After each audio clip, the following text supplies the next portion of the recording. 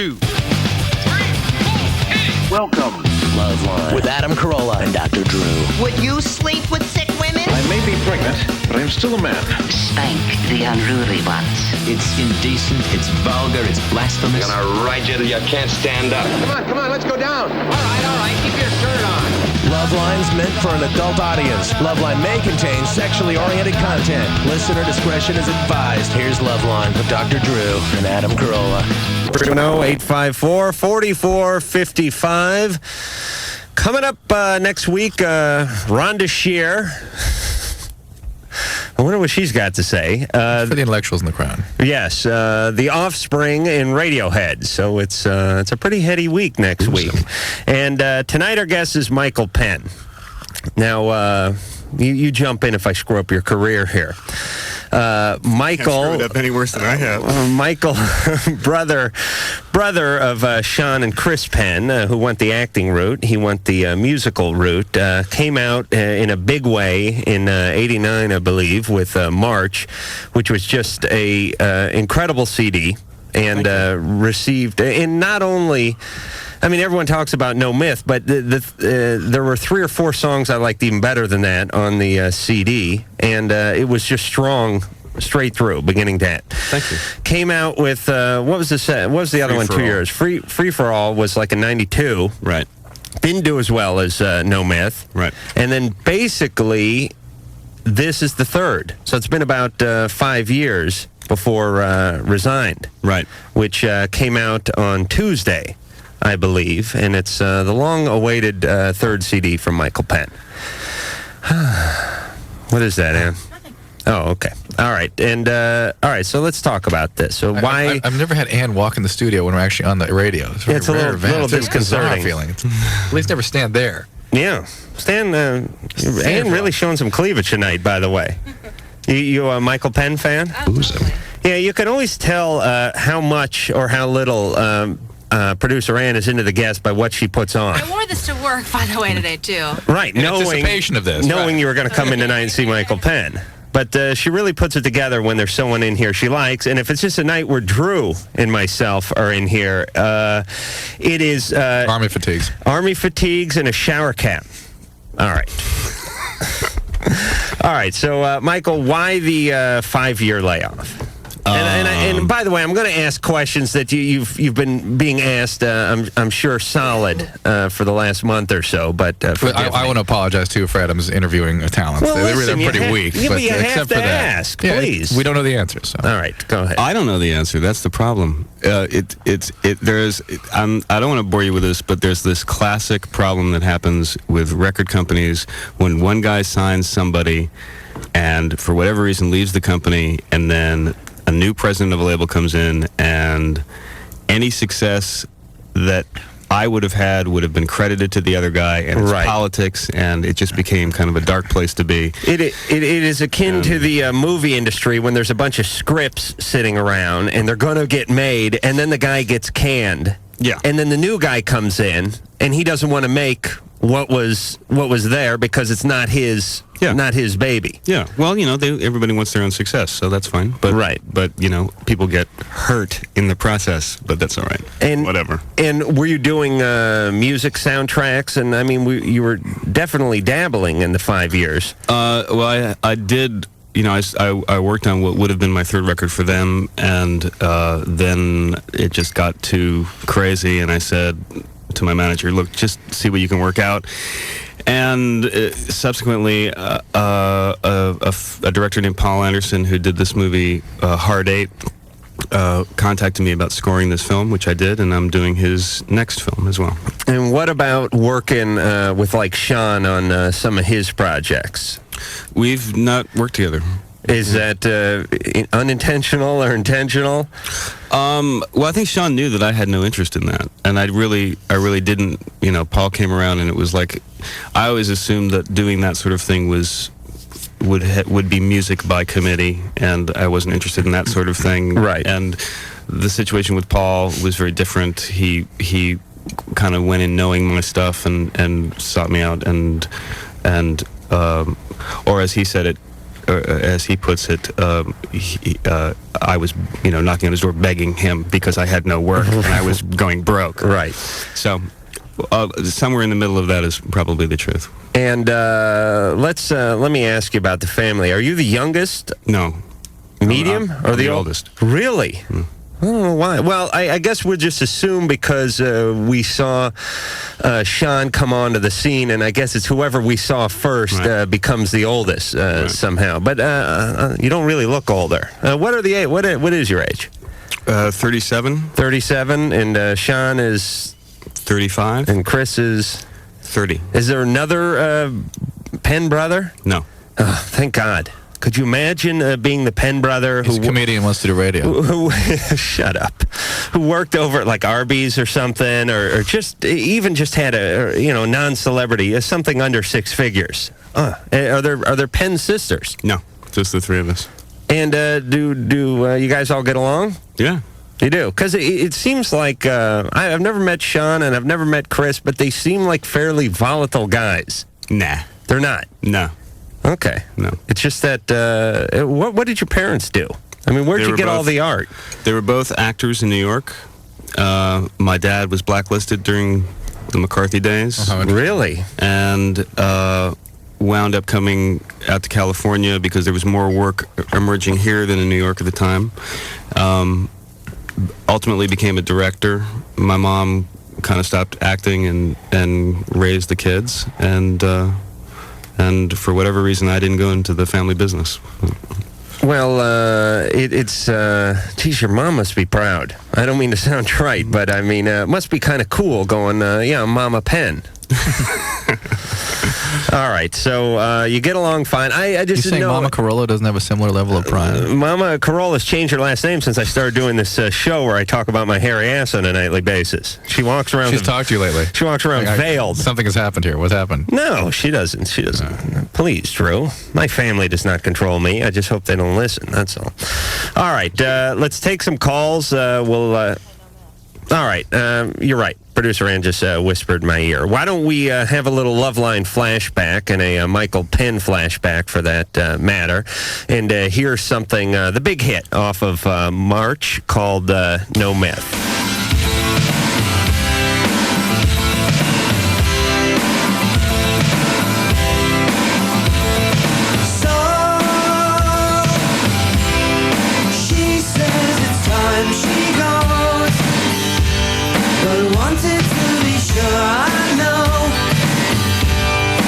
I think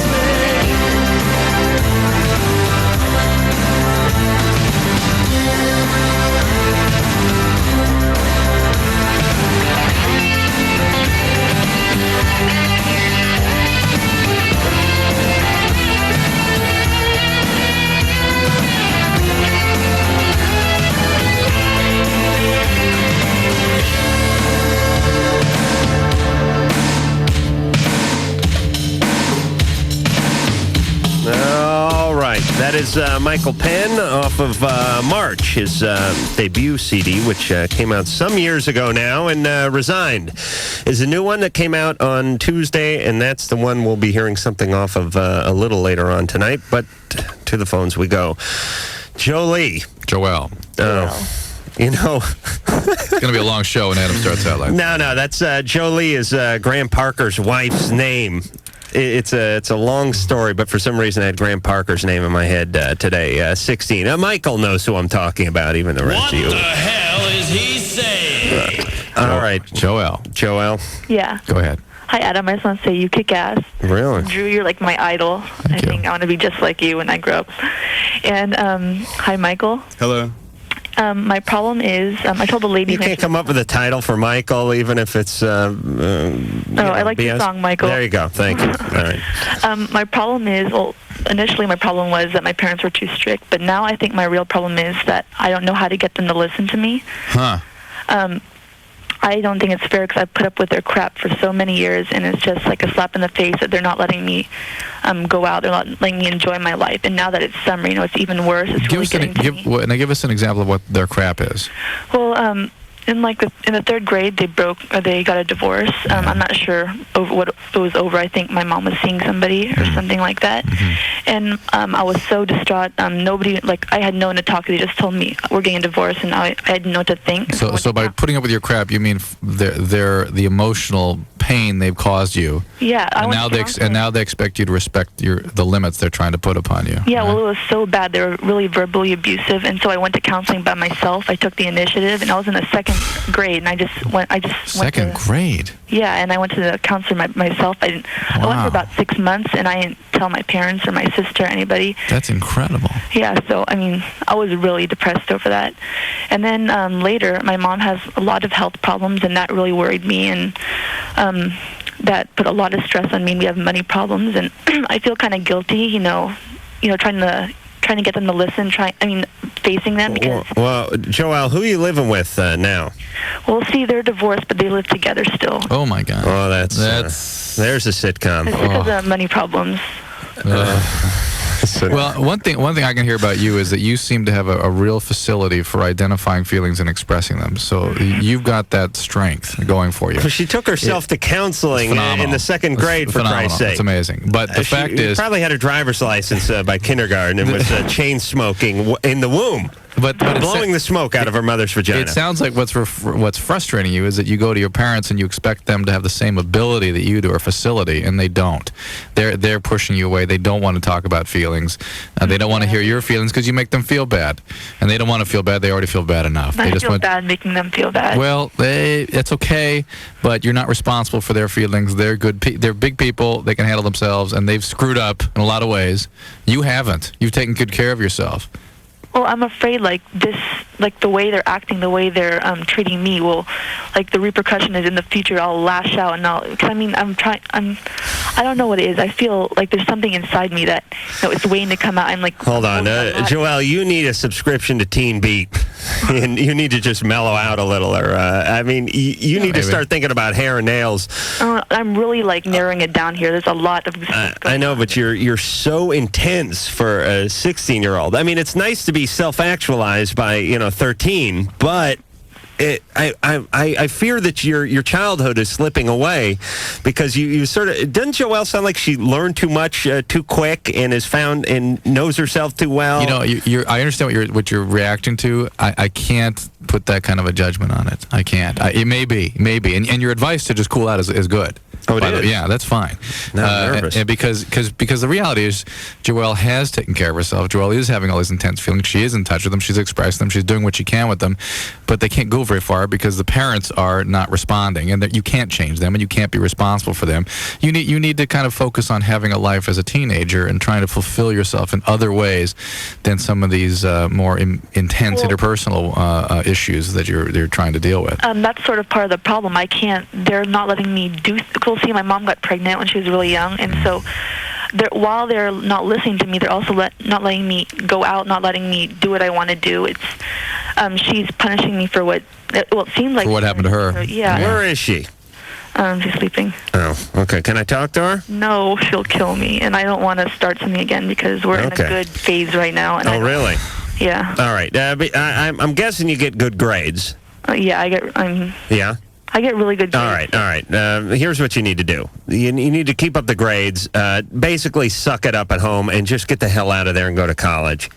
Because I don't really think you're going to reprogram your parents this far along. I mean, I know a year and a half or whatever seems like eternity to a 16-year-old.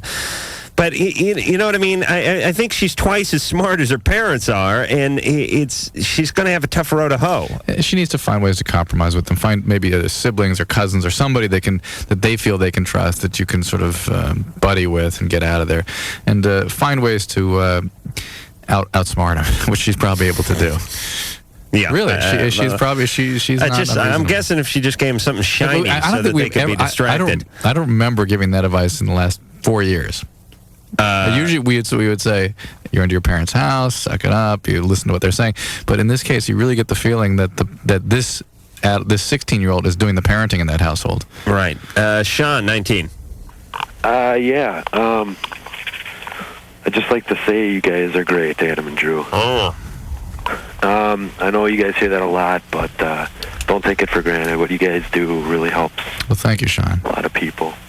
Wow. My question was, I guess, for the doctor about schizophrenia. I heard somebody say that it's not necessarily a neurological disease. It's not a neurological disease? That it was a physical disease. Well, neurological is physical. I mean, look, we are basically these biological gels, and anything that happens to us, even in a mental or psychological way, ultimately has a biological basis to it. However, some disorders have sort of profound biological elements to them, and schizophrenia is one of those. It has a real substantial biological element because that can respond rather well to medication. Other sorts of mental disorders can have what we would otherwise call a psychological basis or mental basis to them, and those are much more subtle functions of the brain that we haven't sorted out yet. And schizophrenia is a horrible affliction, and I know we tend to stigmatize people that come down with it. Yeah, again, that's our own patheticness as a society. I mean, this is an illness like diabetes or anything else, and it makes people behave strangely. And our country particularly has a history of shunning and ostracizing people that behave differently. And schizophrenics suffer greatly because they're plagued by either that or we give them like big multi-year contracts, and it's one or the other.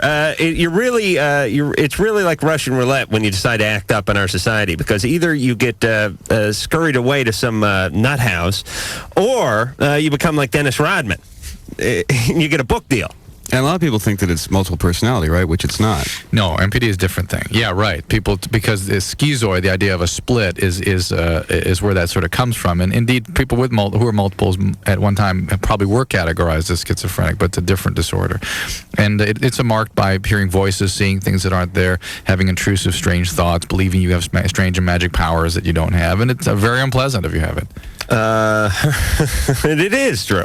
Okay. Strange magic powers. Let me write that down. Did you say strange? What? What'd you say? You plotting against me? Hershey. Hi. Hi, you're 25. Yes, I'd like to make a pledge to help sponsor a vasectomy. Yes. Yeah. Yeah. For those of you who aren't aware of the Adam Carolla vasectomy drive, Jerry's Nads, I'm calling it, we are trying to raise money because we have a lot of unfit either parents or potential parents who listen to the show on a regular basis. And what I would like to do is clean up this country one scrotum at a time. I would like to raise. I know these people don't have the means. I'm just flashing in that commercial with the Indian at the side of the road with a tear running down his. That's right.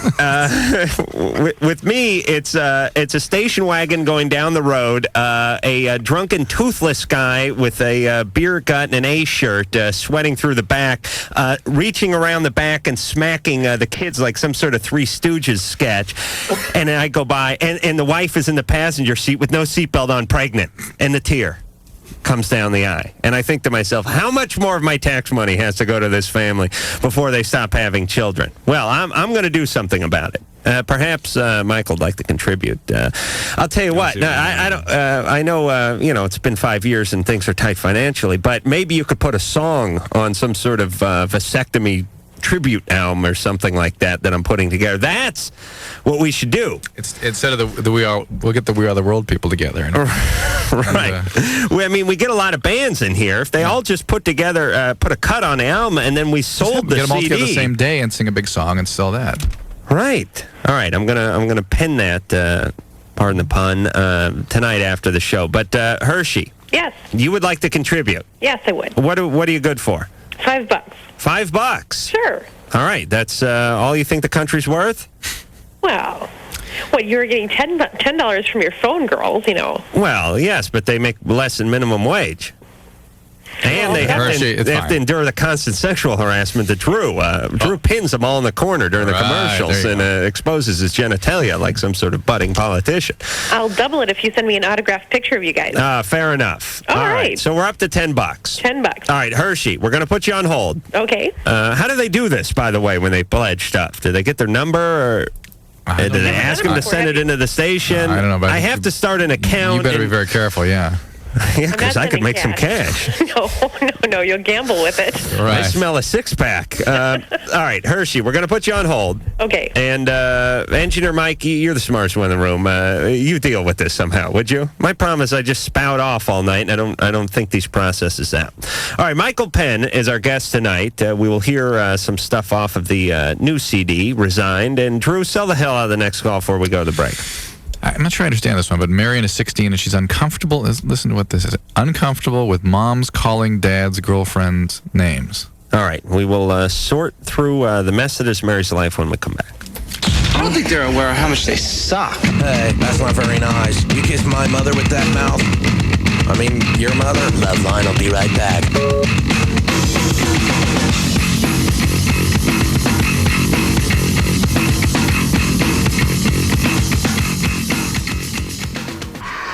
Oh, yeah, right there. It's LoveLine on WEBN.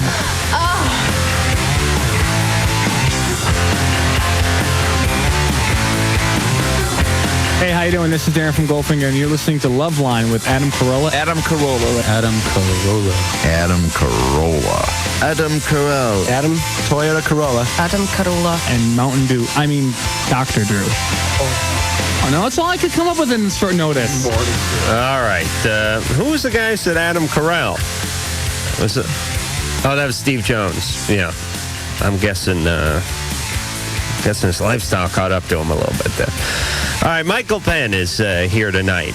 Michael's third CD came out just Tuesday, Resigned. And let me say this about Michael. Most of you should be familiar with his work by now, but it has been a while since Michael's been on the path here, out hawking CDs.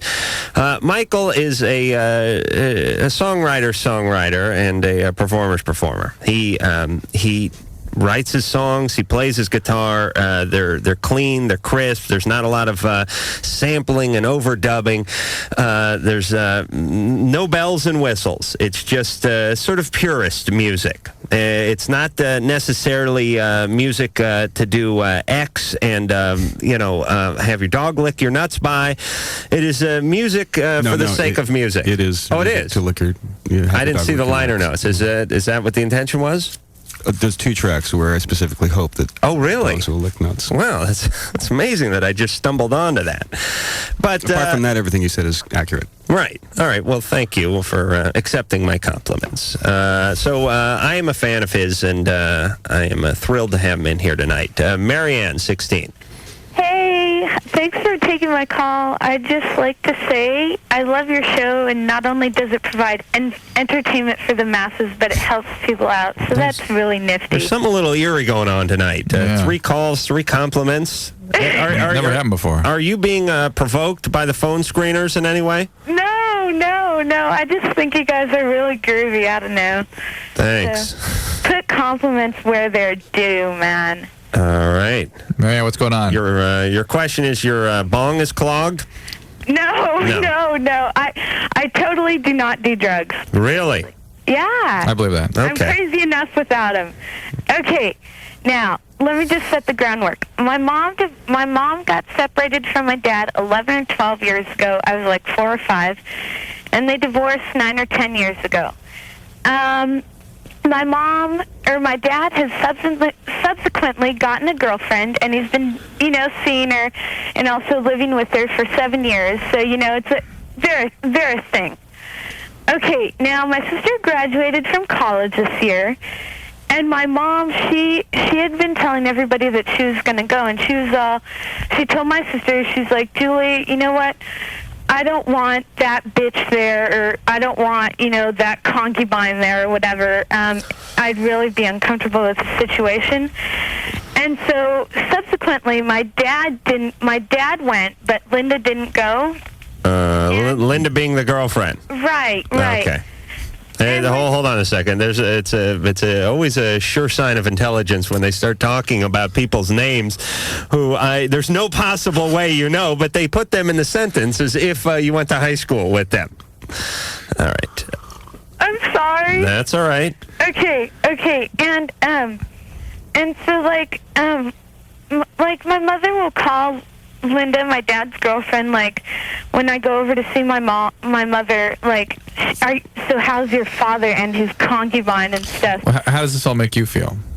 It makes, I don't know. I mean, I try and just ignore the situation because, she's not going to stop doing it no matter what I say.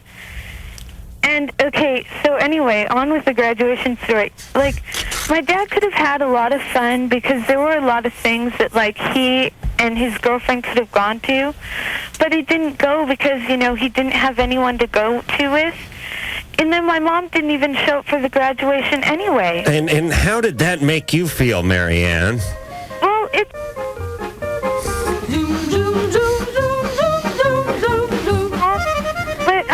She is. She says that my dad owes her, a living and all that. And all right, but let me ask you this. If you had a chance to confront her and tell her everything you've always wanted to tell her, and she wouldn't remember it the next day, what would you say to her? It would carry me into the church around the corner. Now I've got a mother-in-law, father-in-law, brother-in-law. It's like she. I want to be Linda. Tell me what you would want to say. No, not please. Linda. My all right, mother. I want to be your mom. Okay, well, it's I am your mom. Tell me what you want to say. I'm very angry that you cannot let go of the fact. She asked her then to marry him, to marry him, to marry him. He didn't think she'd carry him.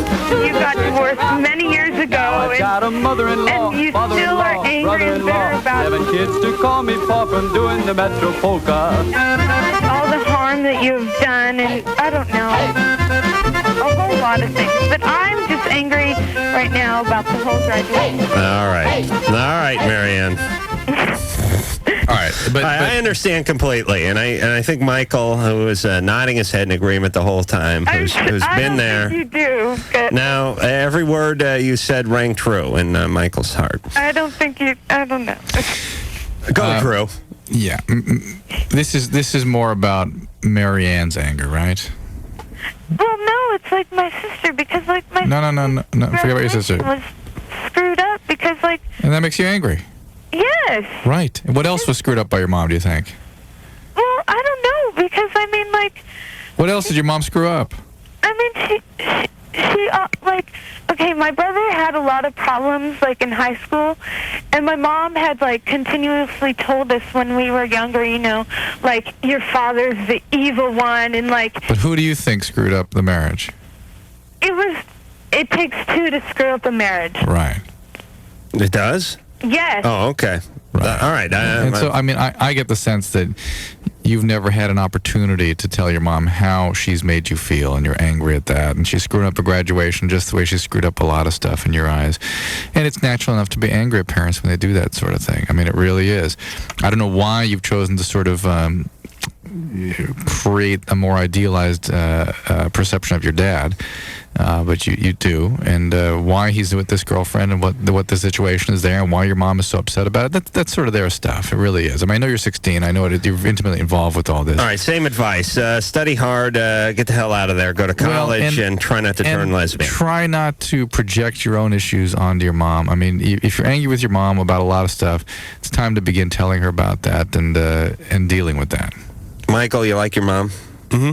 Good. That's healthy. That means you can be in a relationship. Well, I'm lucky because she's like Rose Kennedy. She's never going to get sick or anything. She's just always going to be there. How old is she, if you don't mind me asking? I wouldn't be able to tell you, actually. I don't know how old she is. Mid-60s? She's mid-60s, yeah. All right, that's what my mom is. Don't tell her you don't know how old she is. It'll piss her off. Okay. Cassandra, 20.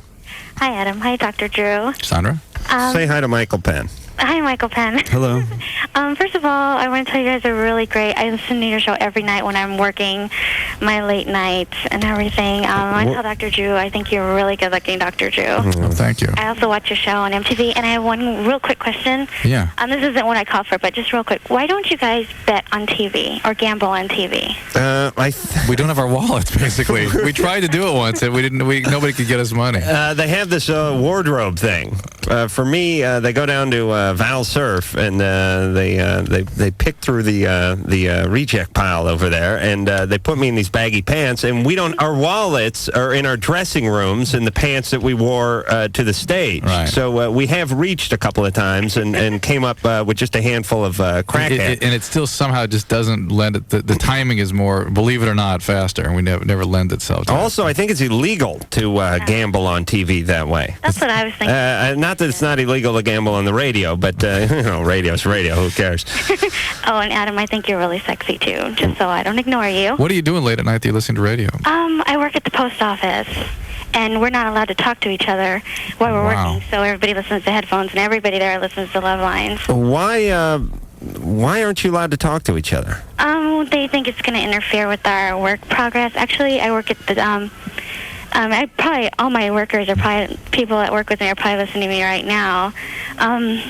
We type all day long, and we do mail pieces, and they think if we talk to each other, we're not going to get as much mail done as we would if we didn't talk to each other. What a horrible work environment. Yeah, there's like signs everywhere that says no talking. Oh, my gosh. Is there, wait a minute, I think I worked at a place like this. Is there a sweaty, balding, a fat man in a leather tunic pounding a big kettle drum between his legs so that you can type to the beat of that? Something like that. But sometimes you guys are all that really keeps me up at my job at night. Thank you. All right, well, spit your question out because we're going to break, and then we'll get to it when we come back. Okay, I've been married for only 7 months. And I think my husband has a really problem with his sex drive. He doesn't ever really want to have sex. He just wants to go to sleep. He comes home from work, and I make him dinner, and I feed him, and he just goes to sleep. And he's been asleep now since 5:30 at night, and he doesn't communicate with me or talk to me, and I want to have a baby, and I can't have a baby unless he, gives some to me every once in a while. But he just likes to sleep, and I'm just wondering if he doesn't have, there's something medically wrong with him or something. Could be, Cassandra.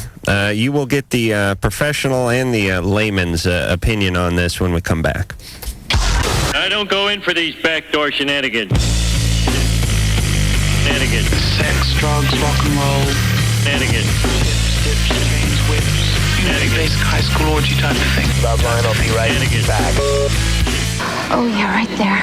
It's LoveLine on WEBN.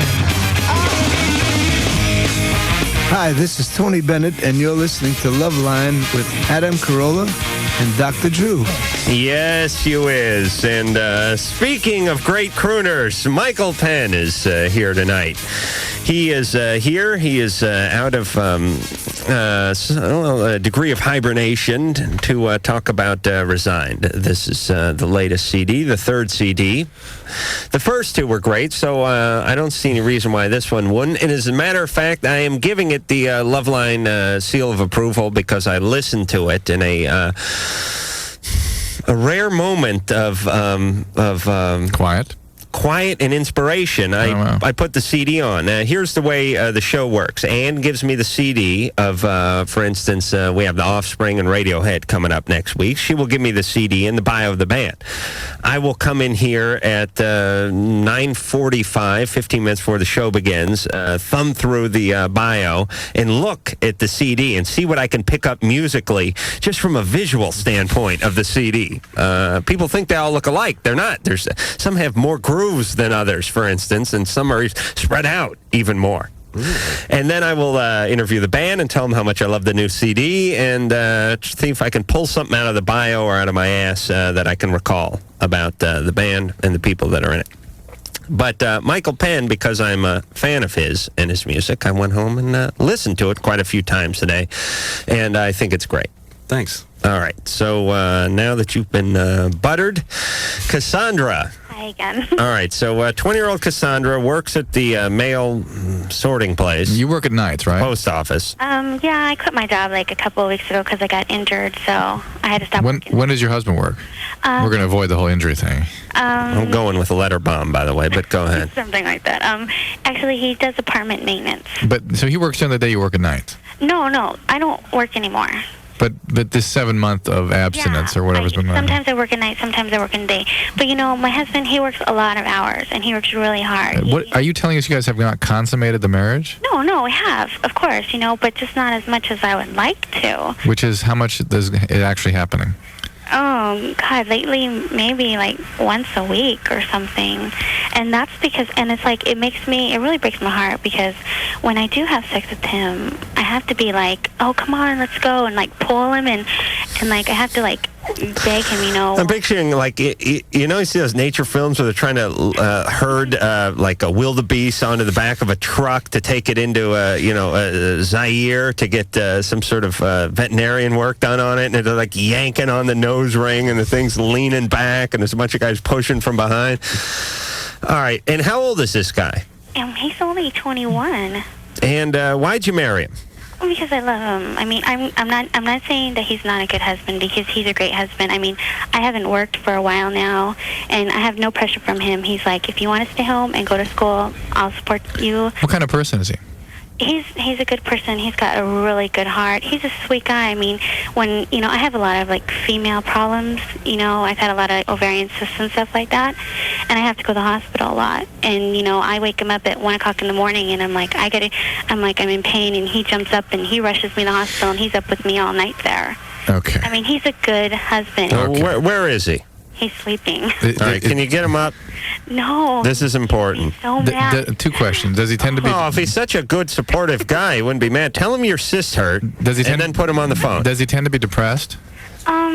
At one time, he was kind of depressed. He was like, I have nothing going for me in my life. And does he tend to get at times sort of anger outbursts, not maybe necessarily directed at you, but sort of no hitting walls or anything like that? He hits walls before, but that's because, he says, well, when we get in fights and stuff, okay. He'll like, hit a wall or something like that. And you, what's your history like? Like, what do you mean?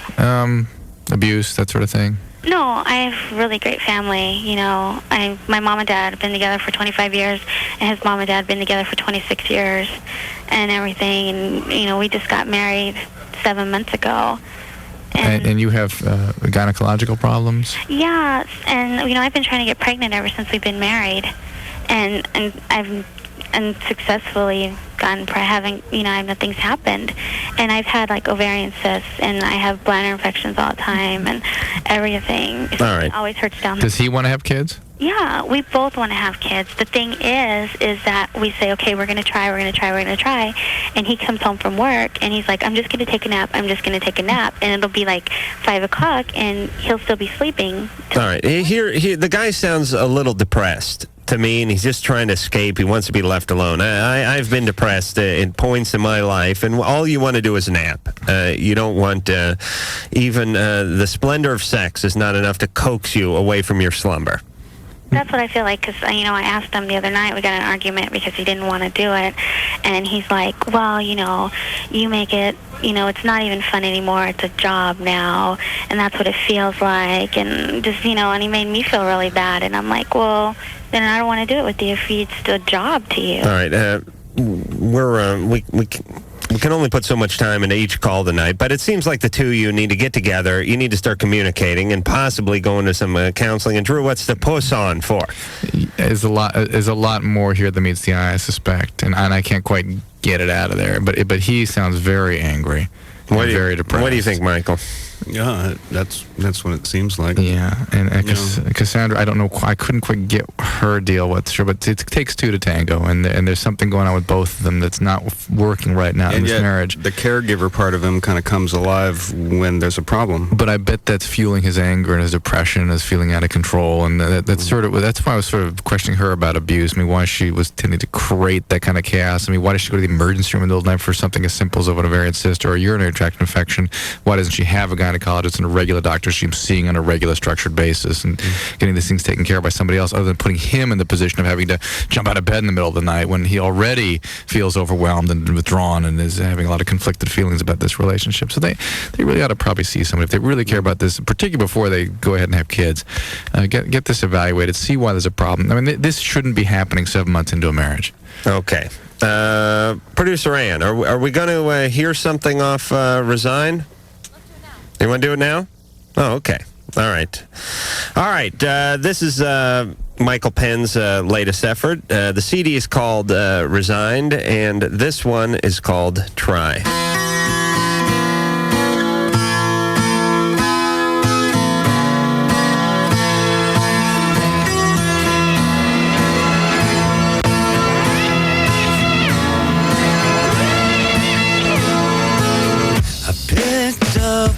Something of it I could still try to make.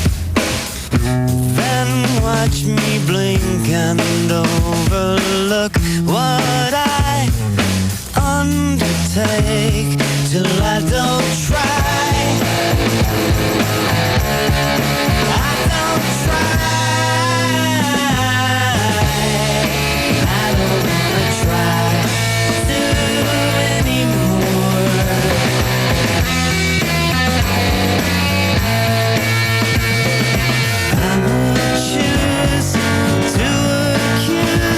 Strike the fire, issue a decree.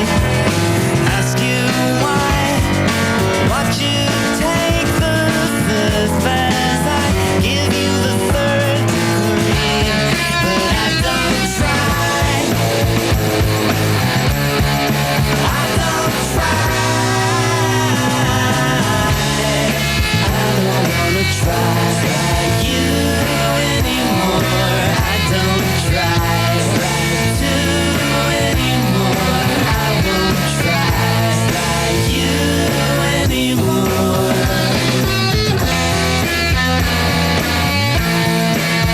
With a witness dismissed, it's adjourned. My heart, the only road that's learned is mercifully do not prolong the way I'm rubbing you. It's wrong. That is why I kept away so I'd look strange at your door. In my way, in my trouble, I don't try. I won't try. I don't wanna try you anymore. I can't try to anymore. I can't try you anymore. I don't try.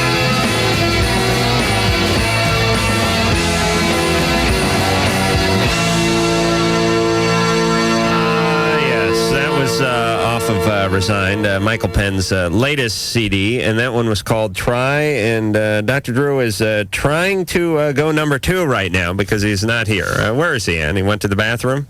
I don't know. Every time we play a song, that is Drew's cue to get the hell out of here and either get on the phone or get on the pot. But I'm going to give him a break this time because it is time to go to break. And when we come back, it'll be more Michael Penn, more you, more Drew, more me, more love. And no, Drew, you're back. Yeah. Come on, sit down, quick. All right, you ready? Here we go. Yeah. I began to float up and away from my body. Lady, you better get back here. If you're not here when LoveLine returns, they're going to be pissed. Float.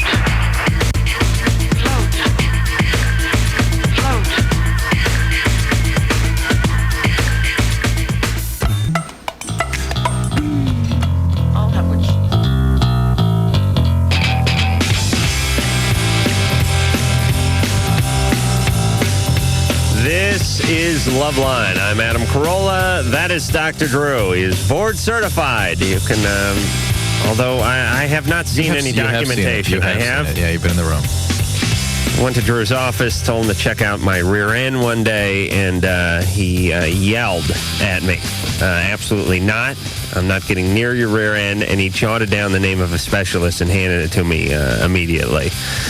To think that my own colleague would not take care of me in a time of medical need is really a disturbing thought. And I want you to know I think about that, Drew. Michael Penn is our guest tonight. The new CD is called Resigned, and we will be back in 10 seconds. This is LoveLine on Radio Station. Cincinnati.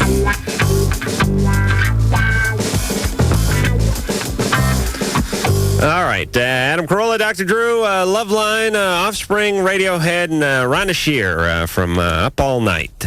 I guess that was on a few years ago, but I don't know who's hosting that now. But they will be in all next week. Michael Penn tonight of the famous Penn brothers, Sean and Chris. And you guys see each other on a regular basis? Yeah, pretty regular. Holidays, certainly. Does everyone live in town? Yes. Everybody's LA-based. Did you used to hang out with Madonna at all when Sean was married to her? I insisted on calling her Louise. And good for you. I actually like that. And I hung out a little bit, not much. How did you like her? I liked her. Oh, you did? Yeah, I did like her. Okay.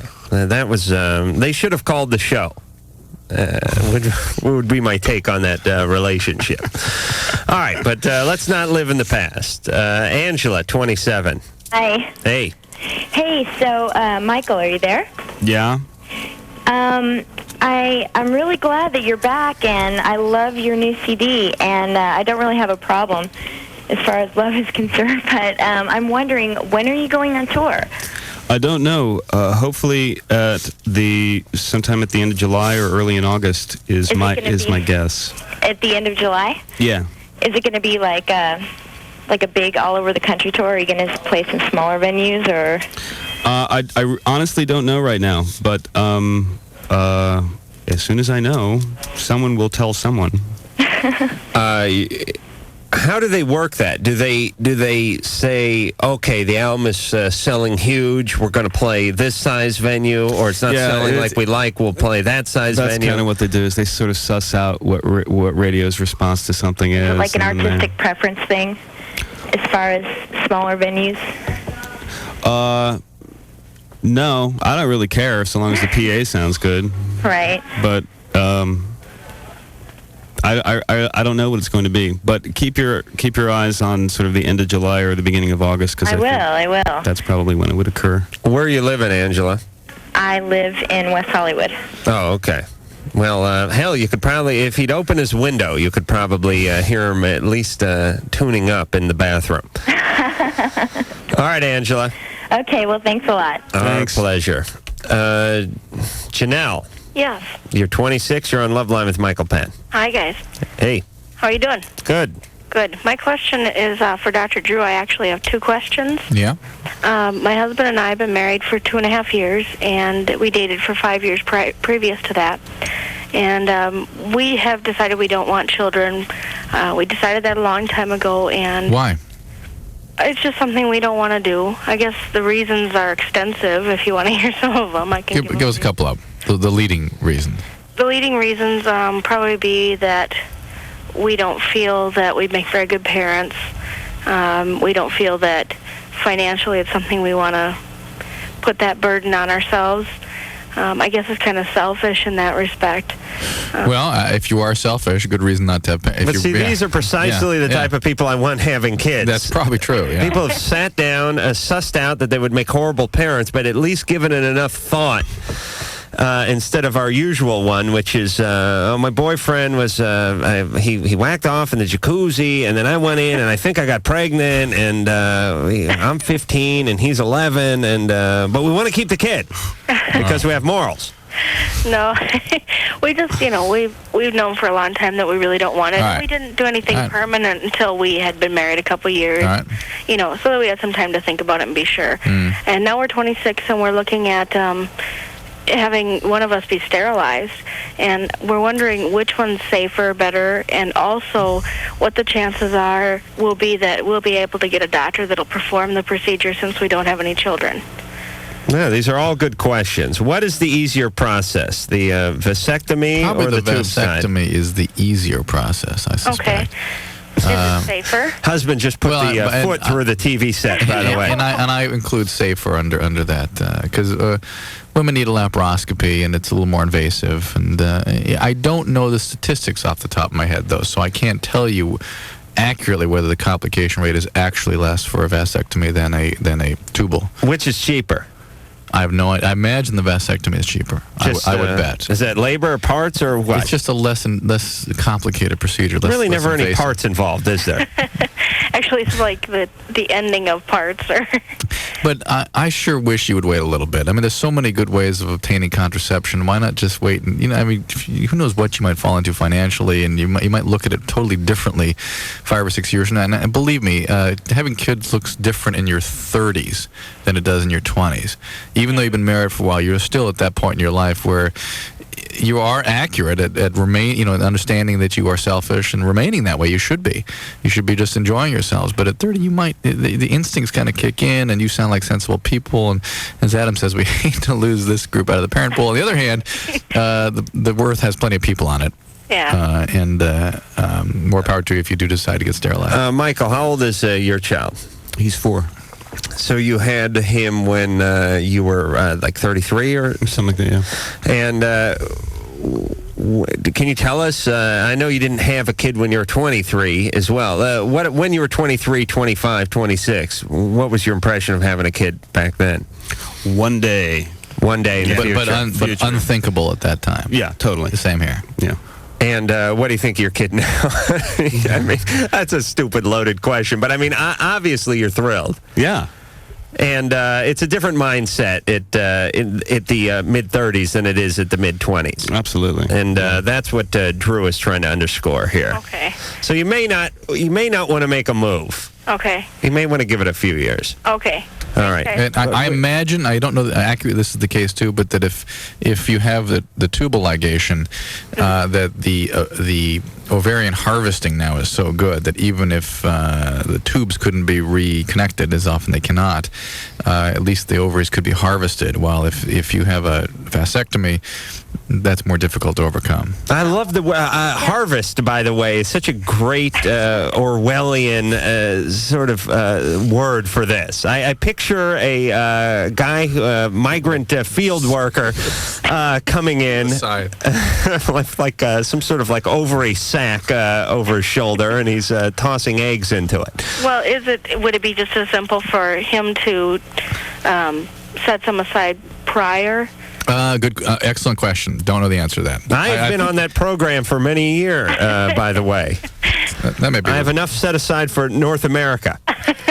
Yeah, what is wrong with that? Couldn't he simply have himself into like an ice cube tray and put it in the freezer until he was ready to thaw? That's an excellent question. All right, all things to ask your doctor. Okay. All right. Thanks, guys. Our pleasure.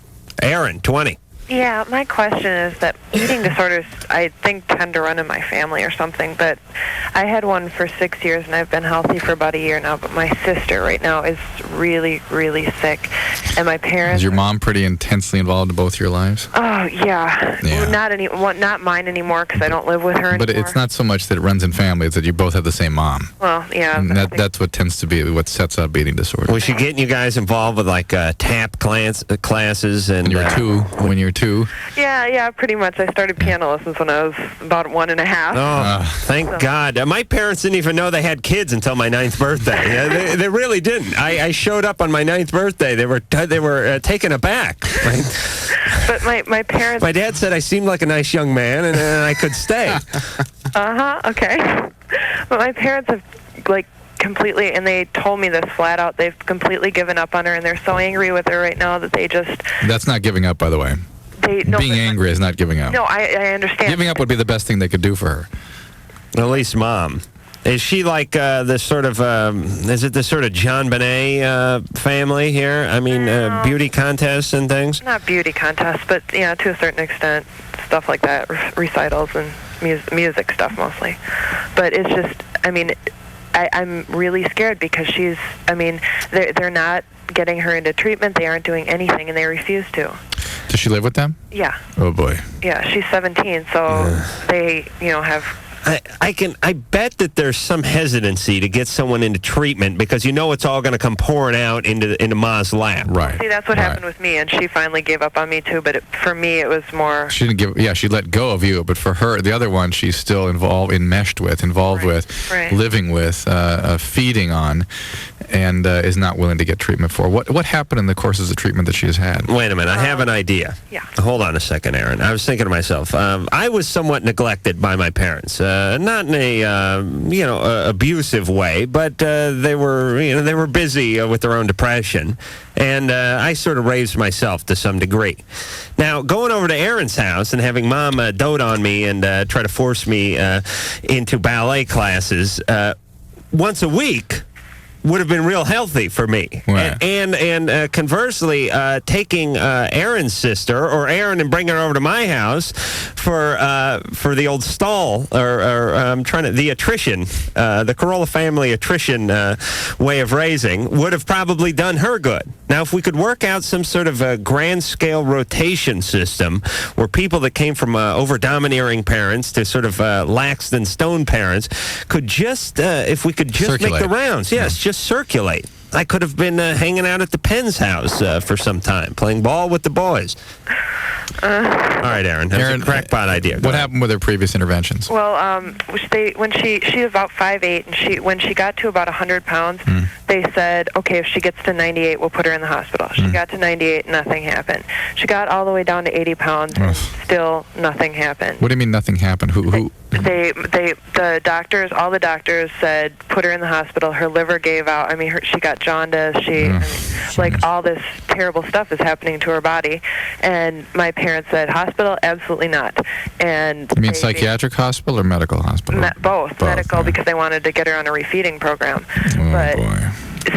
But my parents said, hospital, absolutely not. We can deal with this at home. And it's not gotten better. And my mom just said the other day, she's like, she's a spoiled little bitch, and she's a jerk, and I don't want to have anything to do with her. She's going to die. That's what scares me to death, because I almost died of it, and I know how serious. I mean, I know 20% fatality rate. I know. I see. That's my problem. I don't know what to do, because it's at some point it's not my responsibility, but she's my sister's my best friend. And you're 20. You're an adult. You have a car and a can you just take credit card? Can you just go intervene? I mean, I know you could handle her. Just, toss her under your arm like a briefcase and throw her in the back of the car. I mean, can you do that? Oh, well, not. I mean, it seems that the problem is I am completely financially dependent on my parents for school and everything. So if I tried something like that, I would be back. I mean, if I were lucky enough, I'd be back in my parents' house and I would be out of school. Can you talk to the physicians that were taking care of her? I've tried contacting them, and they basically said, we can't do anything without your parents' permission. I don't know if that's true or what I don't know. The whole thing is just... Well, it seems to me that there's some legal recourse here, that this is a form of abuse. I mean, if she dies while she's under their charge, and she's been neglected to some degree. What can she do, Drew? Come on. I can't think of anything. I don't know what... I guess Child Protective Services. Have you tried Department of Social Services? What? I hung up on her. I didn't hang up on her, but put her on hold.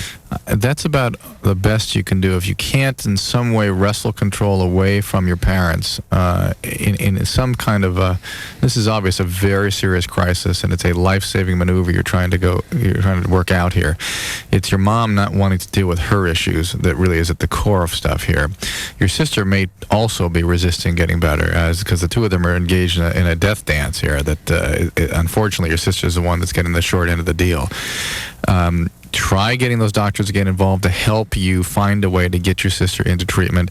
Make sure she goes to some sort of comprehensive eating disorder program. They are very difficult to find these days because insurance companies don't want to pay for eating disorder treatment, so that none of them are out there. But this is a circumstance where it's of life-threatening importance. Use Department of Social Services. Use whatever means you can possibly drum up. And this is also going to be part of the healing that you go through of individuating from your mother and standing up to this craziness. And I'm guessing the Mama Penn was not too over-domineering because the family seems fairly hardy. No, she wasn't. She was very supportive. I think it can be a fine line sometimes, but she was supportive but not domineering. I miss the family dynamic. I mean, could she appeal to her father? I'm guessing Papa is sort of along for the ride. Mom seems to rule the roost over there. If Papa confronted Mom, he'd have an eating disorder too. He may have a drinking disorder. Right, that's often the case. Usually. Lynn, 27. Hi.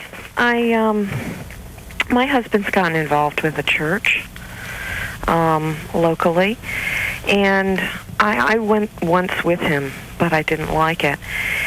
He's gotten really involved with this church, and it's affecting our marriage because he wants us to have like a different marriage relationship. What does that mean? Well, I mean, he started like bringing home a lot of literature and stuff on, a wife's role in the marriage and that, submissive wife type of thing. And, this is not me. And what is the religion? Southern Baptist. Uh-huh. And what is your religion?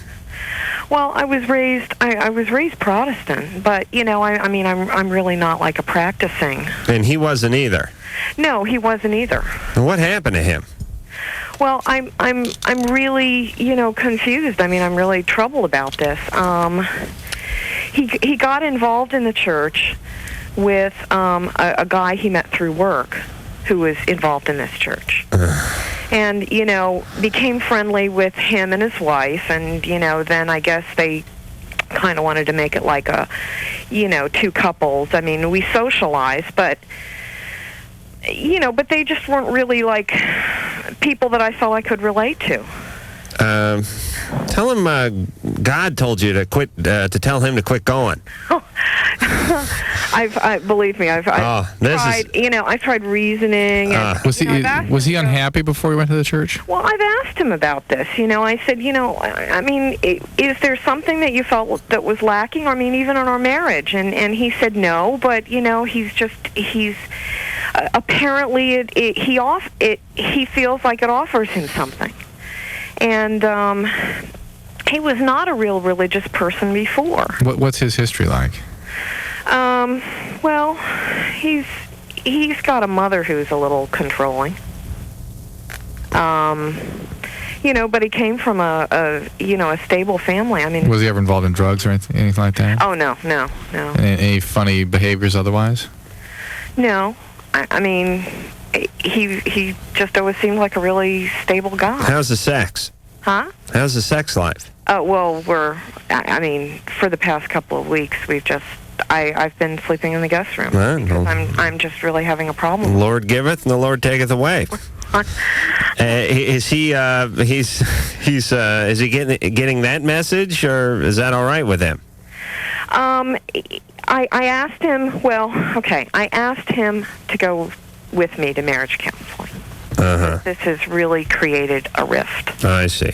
And yes. he said that what he wanted to do was, the church has these marriage. I had to work with Andy, the Jehovah's Witness, painting a commercial office space for 6 months. And then I worked with all these born-again Christians over at a place installing closets for 6 months. Worst combined year of my life. Yeah. I could only imagine going home with these guys. Yeah. I mean, coming home to pamphlets about on the marriage. Oh, he said what? What are the pamphlets? Huh? What do the pamphlets say? Oh, they're little pamphlets about, what a wife's role in the marriage is, and, that the husband should be the center of the marriage relationship, and, she should submit herself to her husband. What specifically? There are some valid points to religion. What core issue are you guys conflicted over? What do I feel conflicted over? Yeah, I mean, no. Are you guys having a conflict over just the fact that he wants you to be more submissive, or comes? What is that? Yeah, that, and the fact that he's really kind of abandoned our marriage. I mean, to join this church, and he's like trying to change the whole premise of our marriage. We used to have a partnership, and now there's no partnership anymore. Do you work? Yeah. Does he want you not to work? No, he hasn't said that. What does he want you to change in the marriage? Well, for example, like the way we handle our money. I mean, he wants to take control of all of it. Yeah. Whose money was it to begin with? Whose money was it to be? Well, it's both of ours. You together? We make about the same amount. Okay. And he's not that great with money. Okay. And what does he do with the money?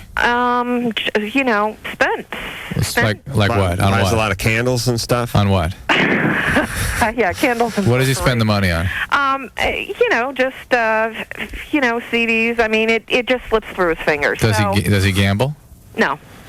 There's something up here. Something is up. Really? Yes. Well, usually guys turn to religion after they've killed a few people. Something is up here. I don't know what it is, what he's up to, but something is up. I don't trust this guy. And I'm not woman. Right. And I don't disparage the religion at all. At all. Oh no, neither do I. But it's the quality in which he's using the tenets of this church to manipulate you that bothers me. Well, it bothers me too. And there's something he's doing. He's up to something, and you got to keep your eyes and ears open and find out what's going on here. I'm just worried about what he is all about, and who he really is. And you may not have a clear picture of who your husband is, and you're finding that out. All right. In a most unfortunate way. That church is manipulative too, because there's no theological basis for that anyway. But he's using elements of it to get what he wants, and that's not the purpose of a church at all. It's something is up there. Yeah, but a lot of people misuse religion. I mean, they pick out, they do their BS literal interpretation of Scripture. They pick out the stuff that sort of fits, and then they just go home, and it's stuff they wanted to do. The good news is it's written, and they have it all here in the Bible, and now you have to listen because this was came upon by greater people than myself, and I'm just doing the Lord's work. I would convert to Judaism and really screw this guy up.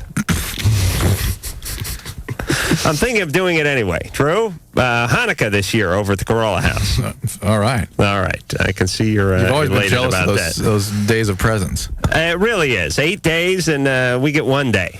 And those of you whose birthday falls near Christmas are really screwed because a lot of times it's just one big crappy present. All right, Michael Penn is our guest. Drew, sell the hell out of the next call before we go to break. We have a caller from Alaska. Oh, really? Cheryl. Should she remain supportive to her ill ex-boyfriend who had already dumped her? Why don't you try rapping it this time? Yo, kick some flavor and stuff in LoveLine. I'll be right back in a minute. I'm sorry, that was really bad. You're just not street like me.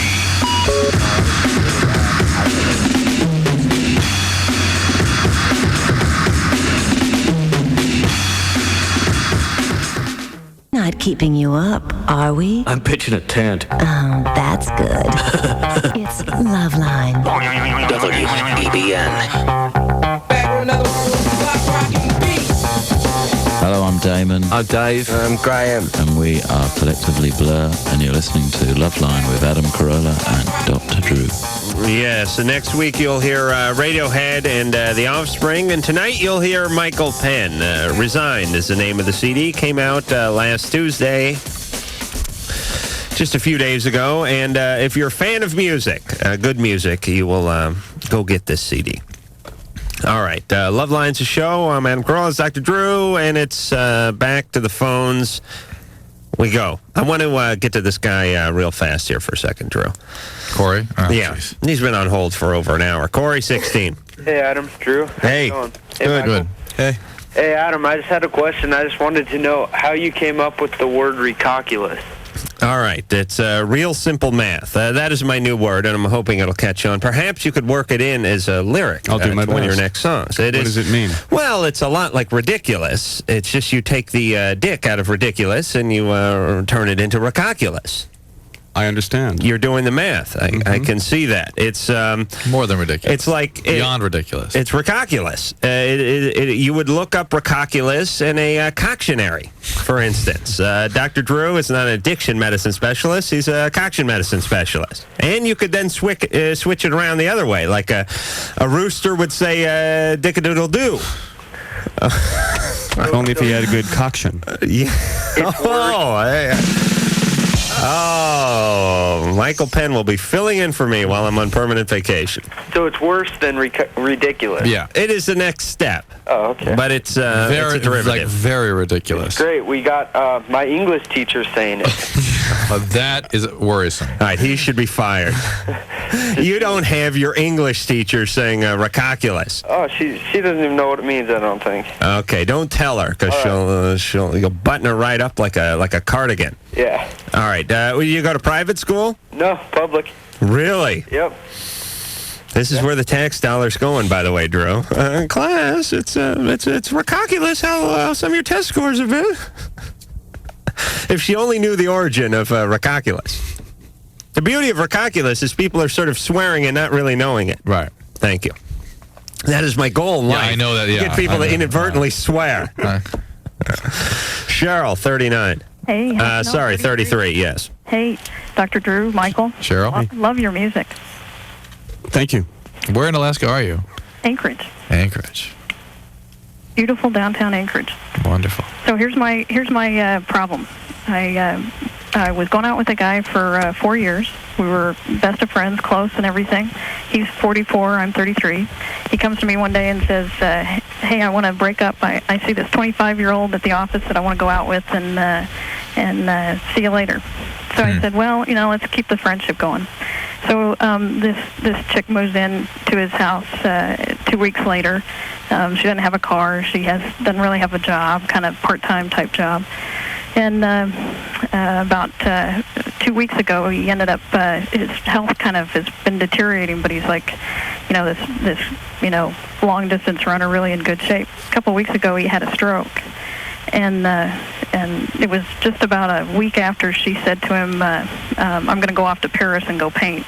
And so one part of me wants to be interested in him in terms of a friend, simply because, I hate to see that happen. How long ago did he dump you? 3.5 months ago. And tell me more about this medical problem. What do you mean he had a stroke? He's 44.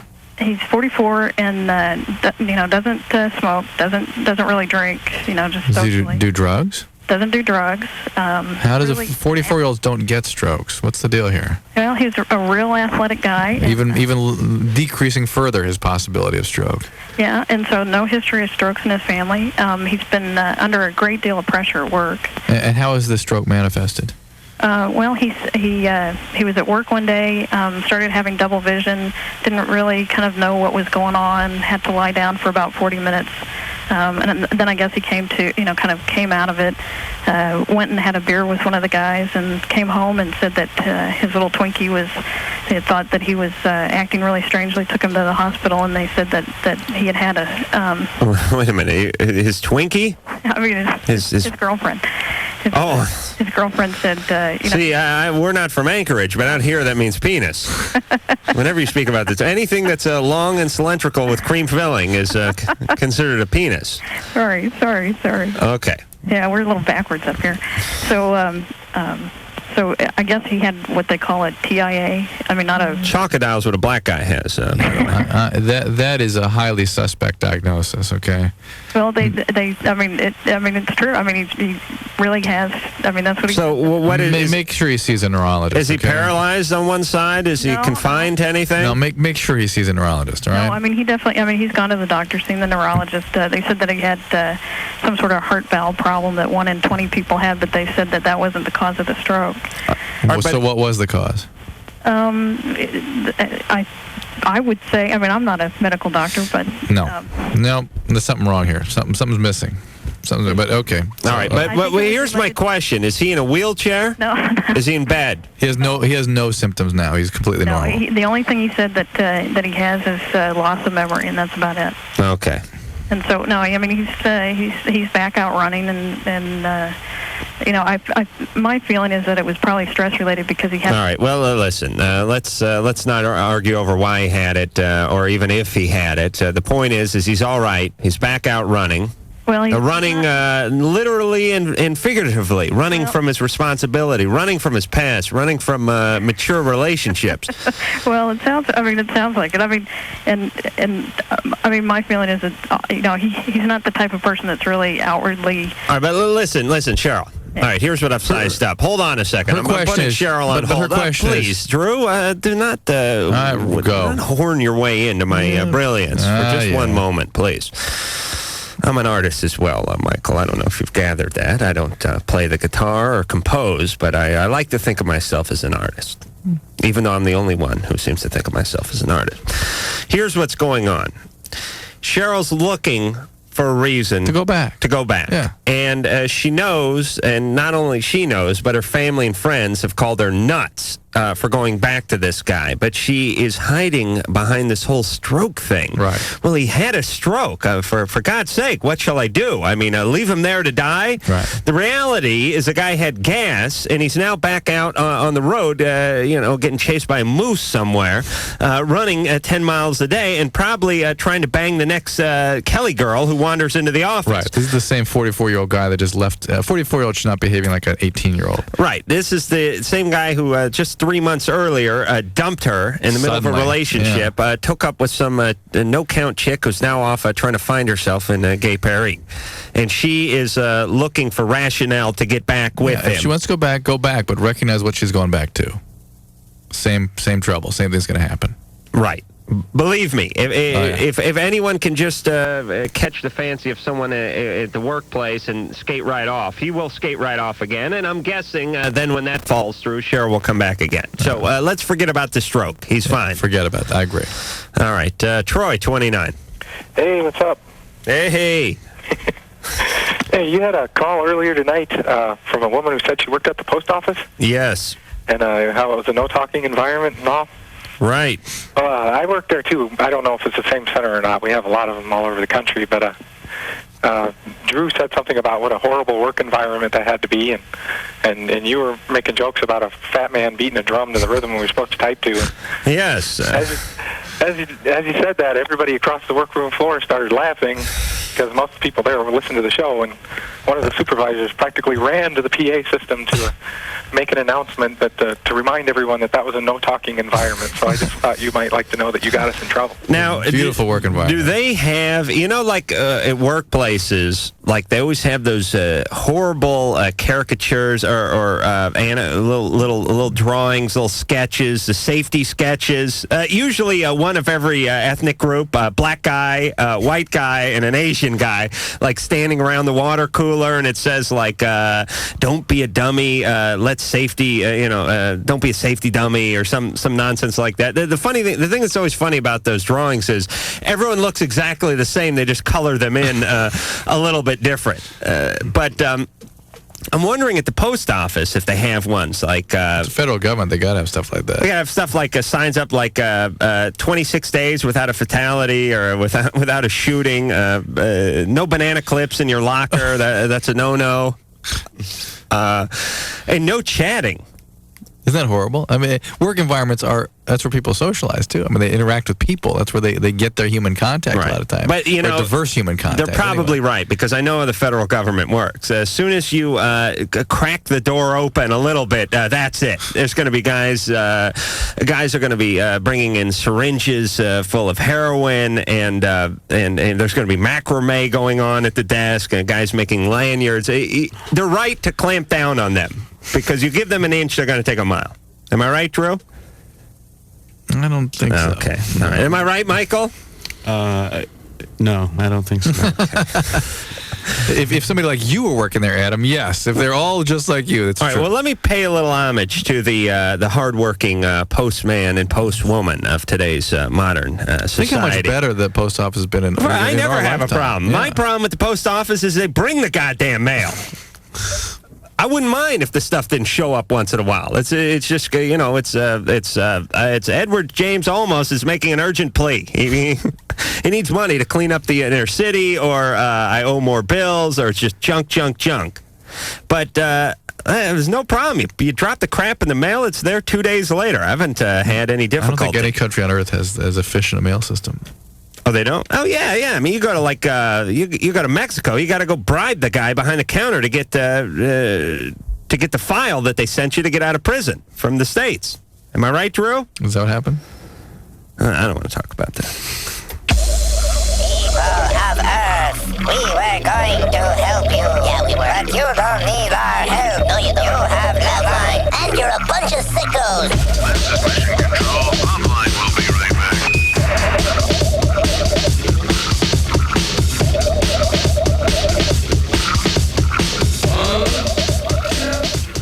Not hard to swallow.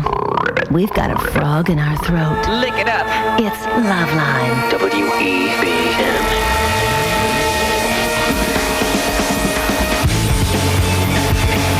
All right, sitting here with Michael Penn, who's having a conversation with Dr. Drew off the air. And then it spilled over onto the air, but that's all right. It's not a real radio show. LoveLine, phone number 1-800, screw that, we're running late. Offspring, Radiohead next week. Michael Penn tonight. Michael Penn's latest CD is called Resigned. It came out on Tuesday, and it's strong. What can I say? I listened to it 3 or 4 times today, and Michael has a very unique sound, a very crisp sound. Sort of reminds me a little of George Harrison, and at least I won't say earlier days with the Beatles, but after the Beatles, and a little in there. Have you been compared to him before? I get Beatles a lot. Oh, you do? Yeah. George, inclusive of George. I've gotten them all except Ringo. You know, that's good. They didn't want you to lean across and hit the guy. Good. I like George Harrison, so it's a compliment. The CD is, as I said, Resigned, and here is another cut off it called Like Egypt Was.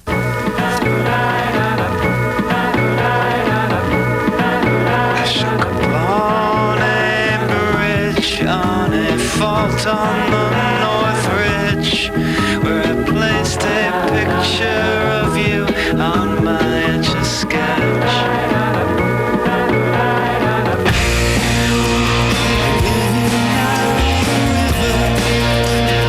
It is to a river made of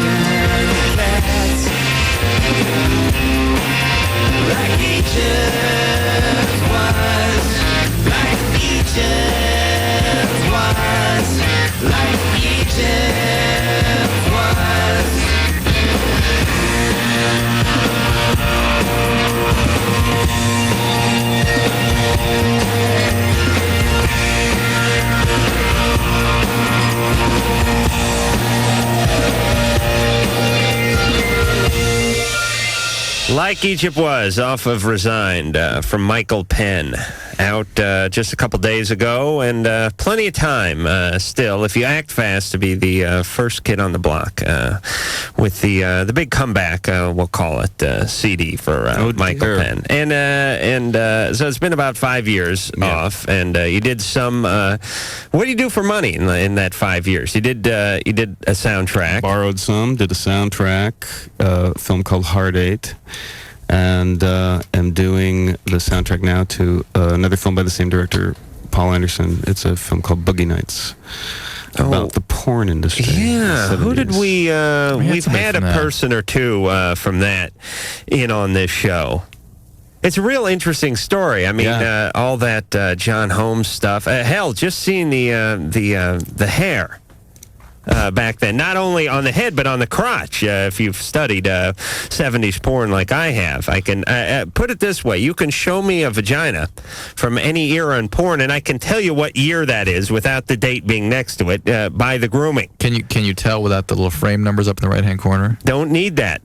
Just the picture. Do you have to have your jeweler's loop on or anything? Oh, sure. I'll put in that. I'll put on my beret and my ascot, and I will. Oh, please, Drew. I like that 70s porn, actually, because it reminds me of. Here's my theory on pornography as far as guys go. You are attracted to the era and the style that you were first introduced to it in. Like, I love that sort of early 70s beehive, blue eyeshadow stuff, because I can remember being like 9 years old, sneaking into the bathroom with a Playboy and seeing some chick that looked like Nancy Sinatra. Right. And it was burned into me. And now that's what I want. I want retro porn. If anyone who's listening who's a porn archivist or something like that, I don't know if that exists, I would like some retro porn. You may be right there, Drew. Specifically, one called Weekend Roulette, which I had and then mistakenly lent out to somebody who I'm no longer talking to. April, 21. Yeah, hi. Hi. Well, I was calling because my best friend's a homosexual male, and I fell in love with him over the course of our friendship, and I don't know if I should tell him or if I should just try and get over it and forget about it or what. What would your purpose be in telling him? To see if there's any chance in a possible relationship, because I know he's gay, right? He is gay, but okay. I know he has possible curiosities for being bi. Curiosity is one thing. Yeah. He's gay, right? Mm-hmm. Let me explain what gay is. It is he feels as strongly attracted to men as you feel attracted to men. Mm-hmm. Do you understand that? Oh, yes, I understand it. It's just, I don't know if I should tell him or, we are best friends, and I've known him for about 3 years. Right. Here's what you're going to get. You're going to get one semi-drunk, uncomfortable, sexual stop in the middle of it and someone start crying night out of this, and that's about it.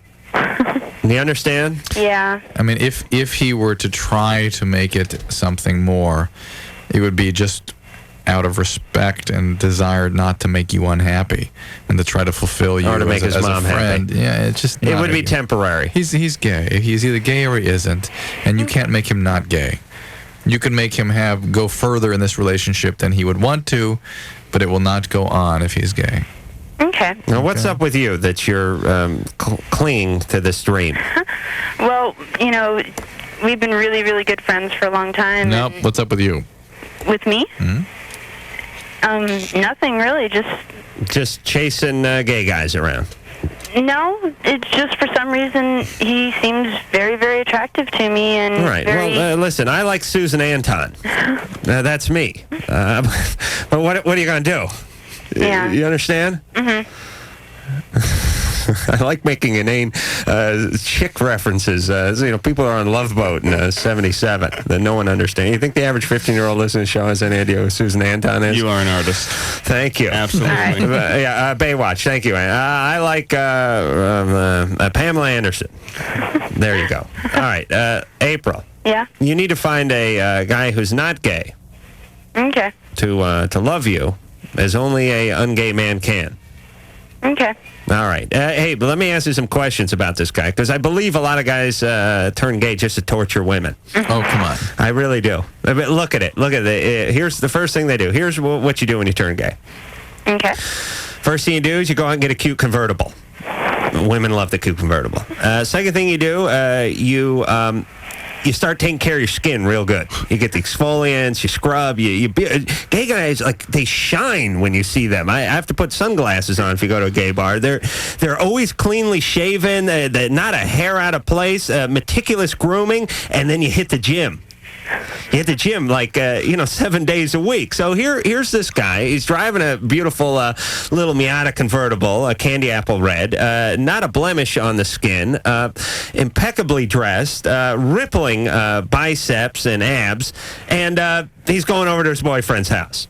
And he's no longer interested in sports, hunting, or consuming beer and breaking wind into one of his buddies' faces. He now likes the arts. He enjoys opera and the ballet and openings at the museum and fine wine and dining. This is all the stuff that women wish guys were into. Women will spend a lifetime trying to get a guy just to shave a couple times a week, just to take care of himself. You know what I mean? Just to get a haircut that's more than $6 with the tip. But the gay man does this, and it frustrates the women. I have a point here. I really do. Michael, come on. No, you have a point. Thank you. Psychoanalysts would agree with you. Oh, really? Probably. Okay. We'll be back then. Here's LoveLine before deworming. Here's LoveLine after getting fixed. Here's LoveLine chewing out its stitches. Here's LoveLine dragging its butt across the carpet. Bad LoveLine. Bad LoveLine. LoveLine has been bad, and we'll be right back.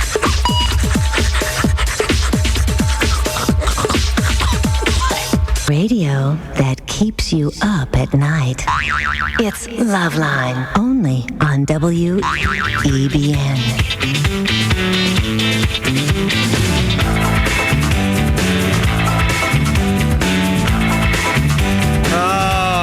Well, that just about wraps it up with LoveLine here. Michael Penn, thank you very much. Thanks for having me. It was our pleasure, and you're welcome back anytime. Thanks very much. Michael Penn's CD is called Resigned. It is now out. I know you've been waiting, and here it is. Go out and get it. Next week, Offspring and Radiohead will be in here. I want to thank the beautiful Sherry, the lovely Lisa, and, of course, the angular one, producer Ann, for putting her feminine stink all over the show. Also, it could not be a show without the one-not-wonder engineer, Mike. Unless someone, of course, filled in for him on any given night. So, until next time. No one's filled in a long time. You notice that? Yeah, I don't know what's up with that. It's a girlfriend thing. What happened with that, Mike? Oh, he doesn't go to Seattle. I don't go to Seattle anymore. Oh, okay. He doesn't go to Seattle anymore. Good. Well, we like you here where we can Adam can abuse that. Yeah. All right, so I was just saying that anyway.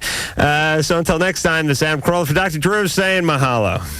This has been LoveLine. The opinions expressed herein are certainly opinions, that's for sure. If you'd like a written transcript of today's program, you probably should have written it down yourself. And if you did, we'd like a copy. LoveLine producer Ann Wilkins. This broadcast was copyright 1997 Westwood One Entertainment. This music is MXPX on Tooth and Nail Records.